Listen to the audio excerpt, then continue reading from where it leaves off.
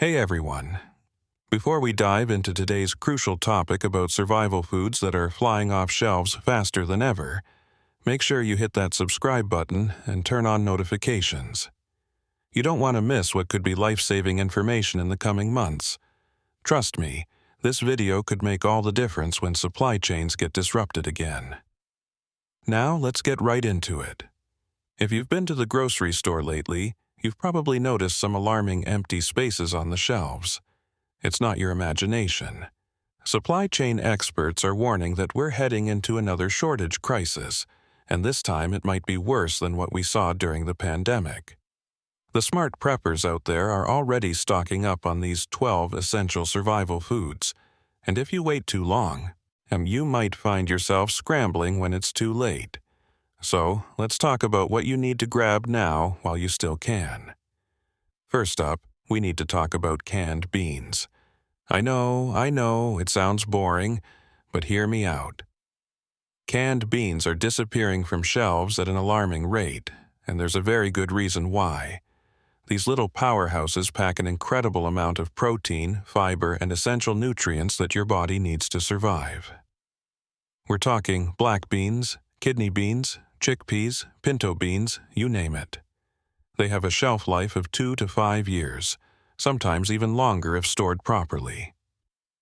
The beauty of canned beans is their versatility.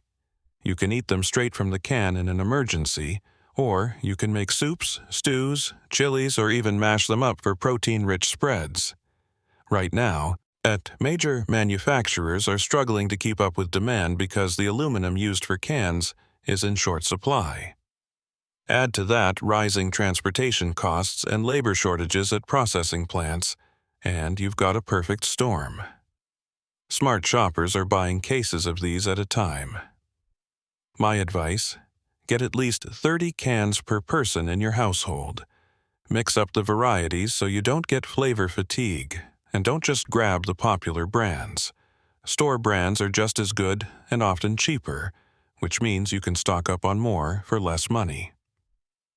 Next on the list is rice, and this one's critical. Rice is a staple food for more than half the world's population, and for good reason. It's calorie-dense, it's filling, it stores incredibly well, and it's one of the most affordable survival foods you can buy.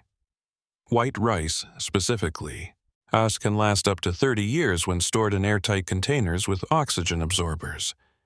That's not a typo, 30 years. Brown rice is healthier, sure, but it only lasts about 6 months because of the oils in the bran layer. For long-term storage, white rice is your winner. Now here's what most people don't know. Global rice supplies are becoming increasingly unstable. India, one of the world's largest rice exporters, has already imposed export restrictions to protect their domestic supply. Climate change is affecting rice paddies in Asia, and production costs are skyrocketing everywhere. You're already seeing price increases at the store, and those increases are going to continue. Stock up now while it's still relatively affordable. Buy the big bags, 20 or 50 pounds if you can handle it. Store them in food-grade buckets with tight lids, throw in some oxygen absorbers, and you're set for decades.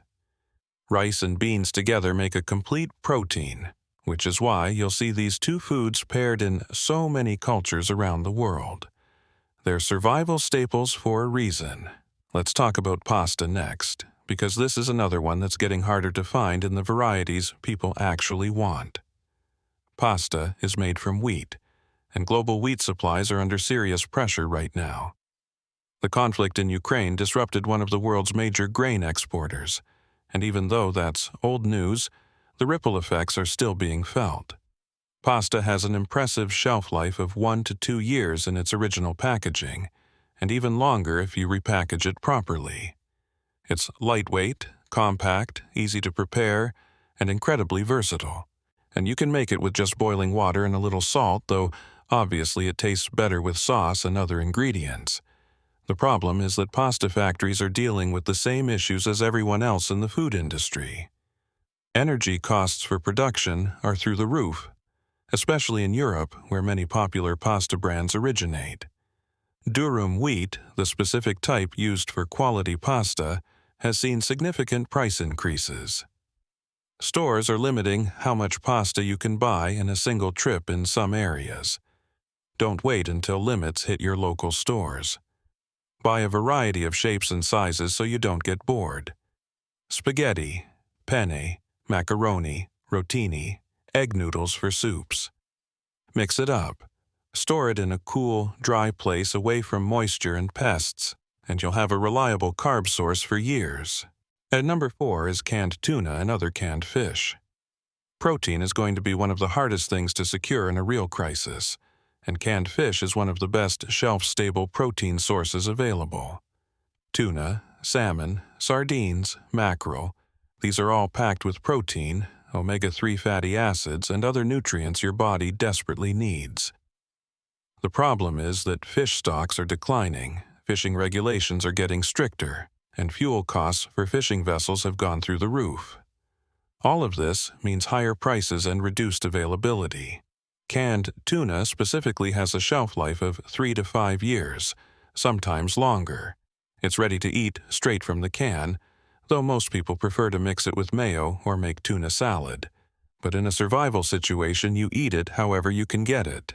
And sardines are actually one of the most nutrient-dense foods on the planet, even though a lot of people turn their nose up at them. If you can get past the initial weird factor, they're incredibly good for you. The other advantage of canned fish is portion control. Each can is roughly 1 to 2 servings, so you're not worried about refrigeration after opening like you would with a larger container. Buy a variety of types and flavors to keep things interesting. Water-packed versus oil-packed, different seasonings, different fish types. Aim for at least 20 cans per person as a minimum starting point. Peanut butter is number 5, and this one might surprise you with how fast it's becoming scarce. Peanut butter is an absolute survival superstar. It's calorie-dense, protein-rich, requires no preparation or cooking. Tastes good to most people and has a decent shelf life. An unopened jar of peanut butter can last up to 2 years in your pantry, and even after opening, it's good for several months. The problem hitting peanut butter right now is multifaceted.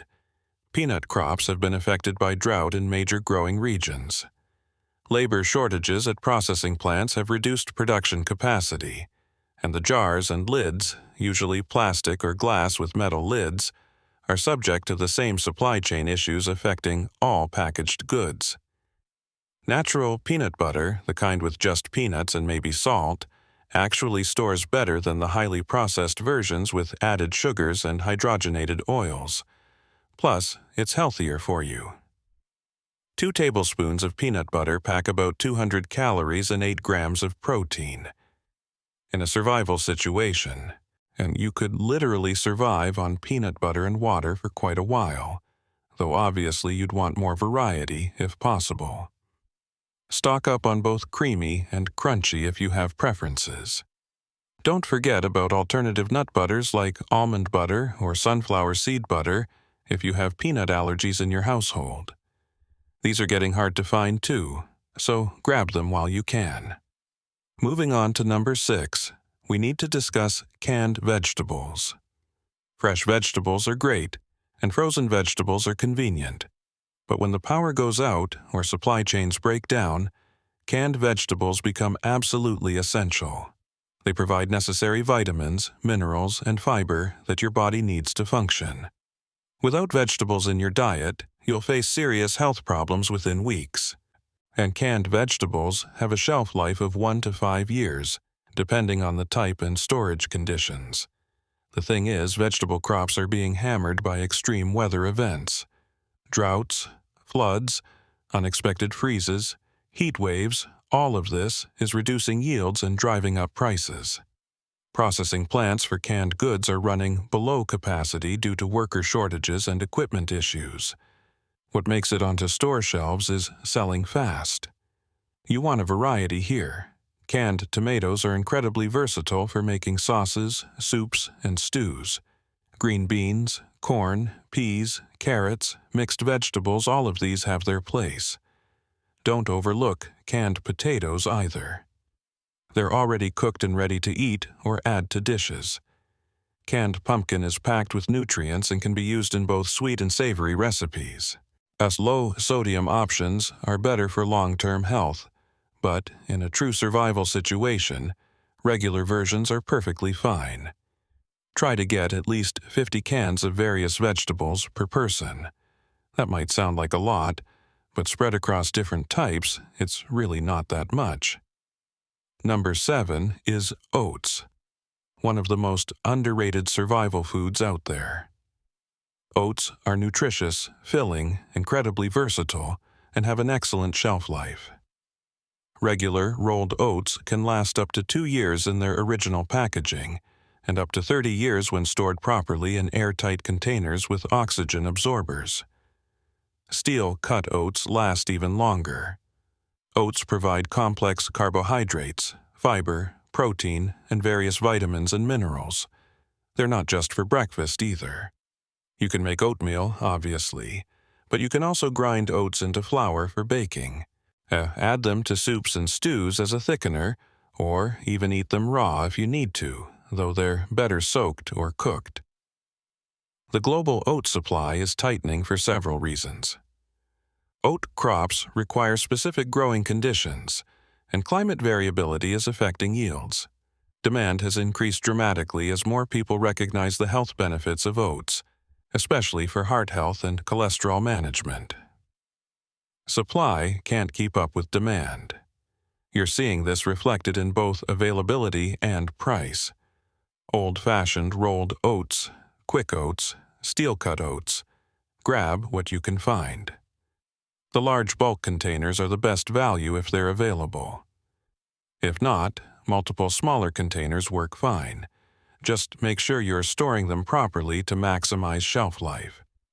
A 5-gallon bucket of oats with oxygen absorbers can feed a person for months and costs a fraction of what you'd pay for freeze-dried emergency food buckets.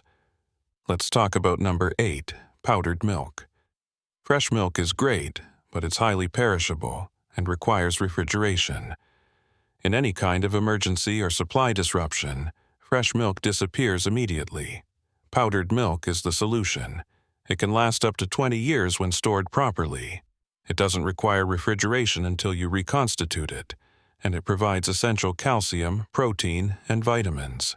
You can use it for drinking, cooking, baking, making yogurt, whatever you'd use regular milk for. The dairy industry is facing serious challenges right now. Feed costs for dairy cows have skyrocketed. Labor shortages are affecting both farms and processing plants. Some dairy farmers are actually leaving the industry because it's no longer profitable. This means less milk production overall, which affects the powdered milk supply. Powdered milk comes in 2 main types: non-fat dry milk and whole powdered milk. Non-fat lasts longer, but whole tastes better and has more calories. For pure survival purposes, non-fat is probably the better choice. For maintaining quality of life and cooking, whole is worth having some of. Don't forget about powdered buttermilk for baking, and consider evaporated or condensed milk in cans as well for variety. These have shorter shelf lives than powdered, usually 1 to 2 years, but they're useful to have. Stock up on several pounds per person at minimum. If you have kids, consider this even more critical. Number 9 is honey. And this might be the most important item on this entire list for one simple reason. Honey never goes bad. Archaeologists have found 3,000-year-old honey in Egyptian tombs that's still perfectly edible. Honey is naturally antibacterial and antimicrobial. It's pure, concentrated energy in the form of natural sugars. It has medicinal properties for wound care and sore throats, and it makes bland survival food more palatable, which is crucial for maintaining morale in tough times. Honey prices have been climbing steadily for years, and availability is becoming more sporadic. Bee populations are under threat from pesticides, habitat loss, and colony collapse disorder.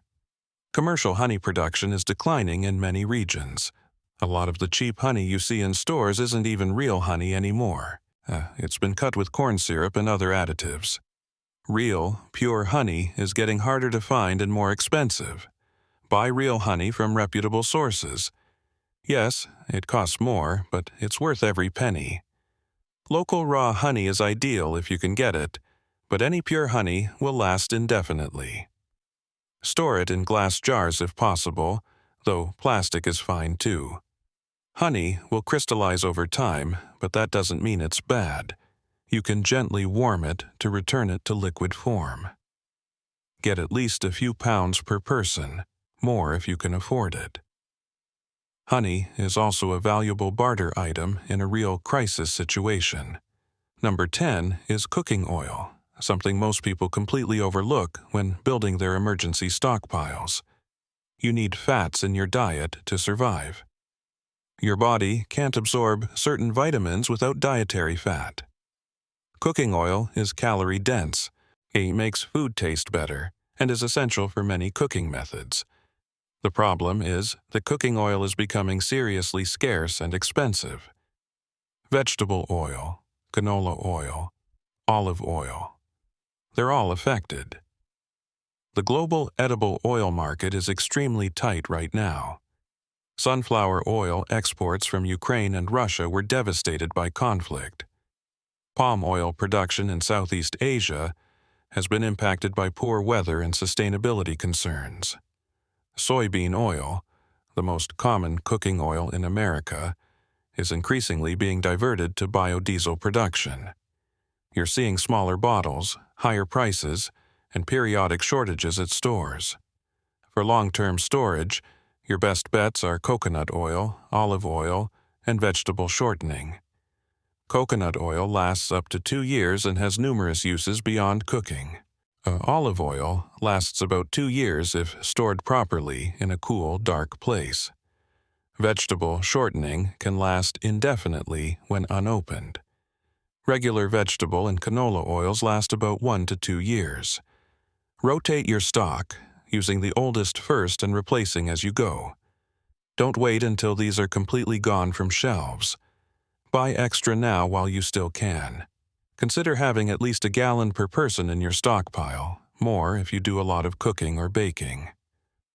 Number 11 is salt, the most basic and most critical seasoning and food preservation tool in human history. Salt never goes bad. It's been used as currency throughout history. It's essential for your body to function. You'll literally die without adequate salt intake. Beyond nutrition, salt is necessary for food preservation. You can cure meats, preserve vegetables through fermentation, make foods last longer without refrigeration. The good news is that salt is still relatively abundant and cheap. The bad news is that supply chains for salt are just as vulnerable as everything else. Most table salt comes from just a handful of large production facilities. Transportation disruptions can create regional shortages even when global supply is fine.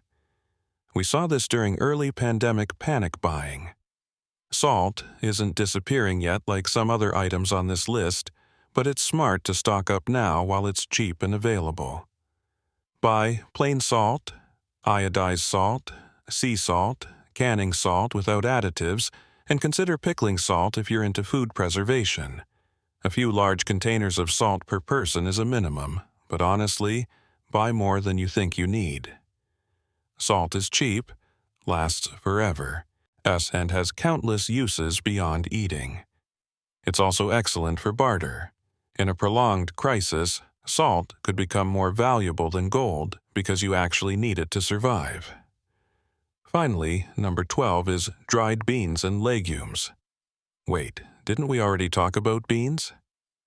Yes, but canned beans and dried beans serve different purposes in your survival stockpile. Dried beans are even more space efficient than canned. They're cheaper per serving, and they last much, much longer. Dried beans, stored properly, can last 30 years or more. Lentils, split peas, black beans, pinto beans, navy beans, chickpeas, all of these are nutritional powerhouses that cost pennies per serving.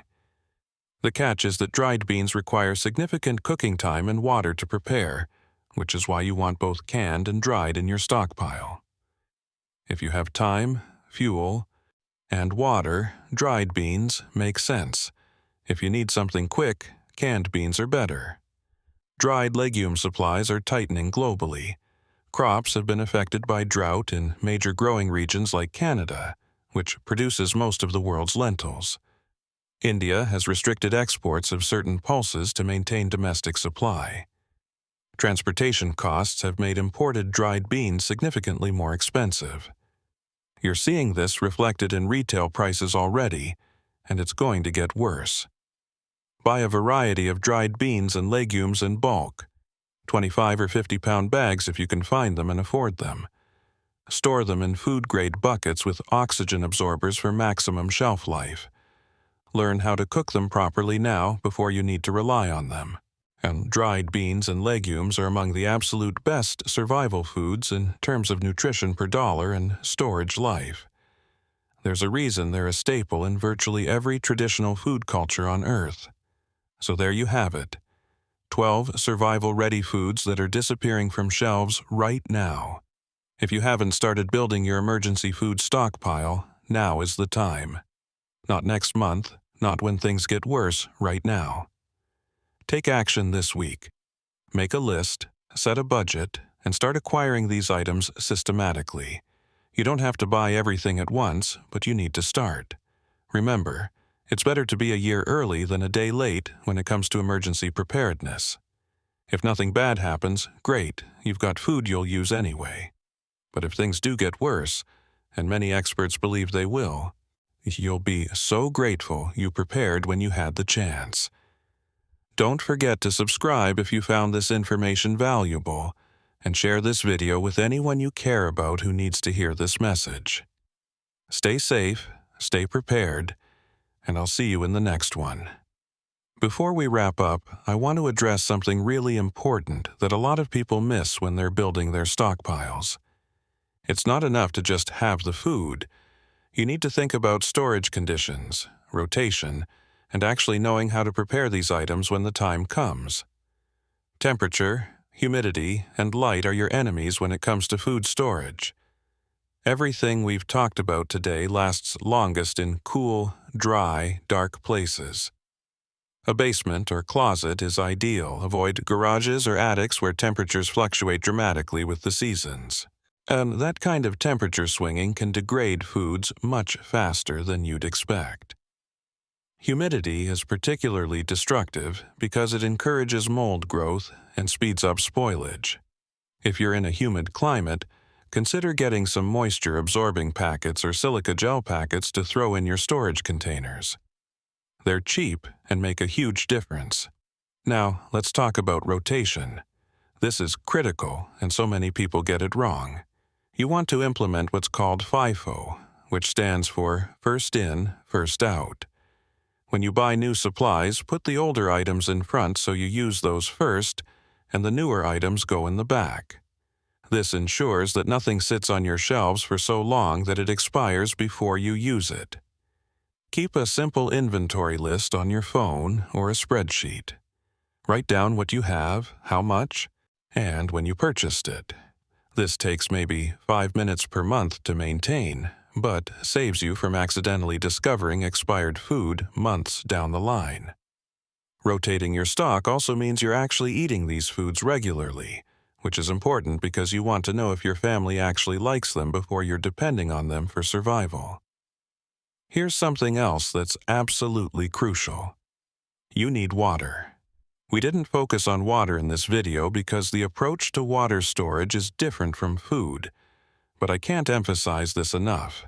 You need 1 gallon per person per day for drinking and basic sanitation. A family of 4 needs 120 gallons just for 1 month. That's a lot of space, but it's non-negotiable. Store it in food-grade containers, keep it in a cool place, and replace it every 6 months if you're using tap water.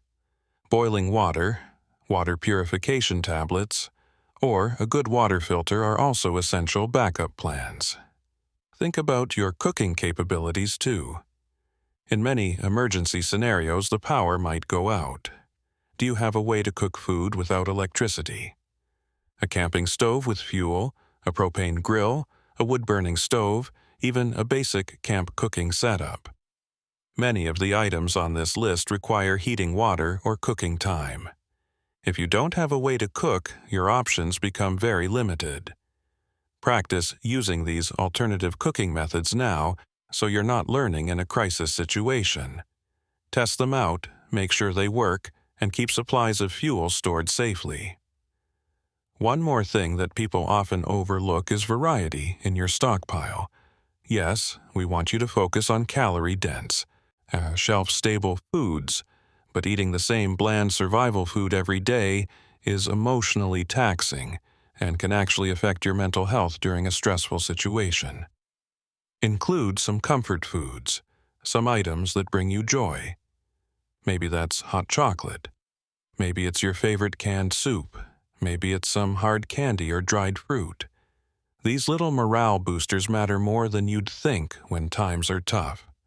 Budget for some of these psychological comfort items alongside your practical survival foods. They're an investment in maintaining your sanity during crisis. I also want to talk about telling your family about your stockpile. Some people keep it completely secret, but I think that's a missed opportunity. Talk to your family members about what you're doing and why, and involve them in the planning process if they're old enough to understand. If something happens to you, your family needs to know where the stockpile is, how to access it, and what's in it. Make sure everyone in your household knows the basics of your preparedness plan. It's not about scaring people, it's about empowering them with knowledge and resources. As you're building your stockpile, be smart about where you're shopping. Different stores have different prices and selection. Don't just stick with one grocery store. Compare prices at multiple locations. Check warehouse clubs like Costco or Sam's Club for bulk deals, and don't ignore less popular stores that might have good prices on survival items. Online shopping for bulk items can also work, though shipping costs can be significant for heavy items like rice and beans. Sometimes it's worth the convenience, sometimes it's not. Do the math before you buy. Finally, understand that preparedness isn't about living in fear. It's about taking reasonable precautions so that you and your family are protected if something goes wrong. We prepare our houses for fires with smoke detectors and fire extinguishers. We buy car insurance even though we hope we'll never need it. Emergency food stockpiles are just another form of reasonable preparation. Most of what you stockpile will probably just be food you eat anyway over the next few years. It's not wasted money, it's just stored in advance instead of purchased on your regular shopping trips. The window for acting on this information is closing. The longer you wait, the more expensive these items become, and the less selection you'll have to choose from. The most important step is to just start. Don't aim for perfection. Don't wait until you have the perfect storage system or the perfect plan. Start this week. Pick 1 or 2 items from this list and buy some extra. Next week, add another item or 2. Build your stockpile gradually over the next few months. By the time the next shortage hits, you'll be ahead of the panic and prepared for whatever comes. Thank you so much for watching this entire video. I know it was information-dense and maybe a little bit overwhelming, but you now have concrete action steps to protect your family. Please subscribe to this channel for more content about preparedness, food storage, and practical survival information. Turn on notifications so you don't miss future videos that could help you prepare for uncertain times ahead. And share this video with friends and family members who need to hear this message. The more people who prepare now, the better off we all are. Stay safe, stay informed, and I'll see you in the next one.